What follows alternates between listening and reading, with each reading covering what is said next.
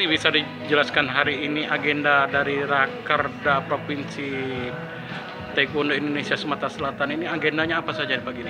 Ya, dalam Rakerda tahun 2020 ini kita memfokuskan pada beberapa hal. Pertama, kita memperkenalkan bagaimana terjadinya reorganisasi di kepengurusan Pemprov DKI Sumatera Selatan. Kemudian yang kedua, bagaimana kita mempersiapkan jadwal kegiatan dalam 1 tahun ke depan.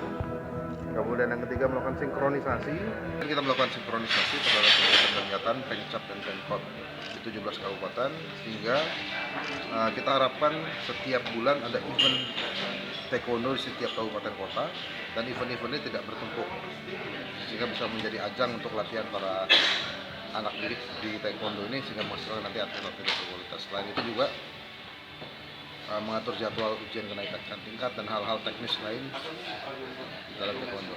Dalam ini juga kita atur bagaimana aturan-aturan lain untuk mengadakan kegiatan-kegiatan sehingga semuanya bisa berjalan dengan baik di Pemprov DKI Sumatera Selatan. Untuk persiapan atlet ke PON Papua ini dari Sumatera Selatan sendiri gimana Pak?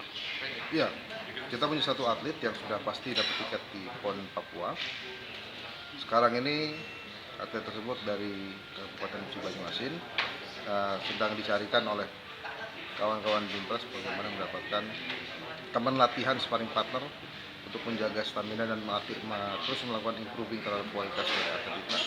Karena harapan kita bahwa atlet di Sumatera Selatan yang ikut PON ini bisa menyumbangkan medali kepada Sumatera Selatan. Atas nama siapa itu Pak?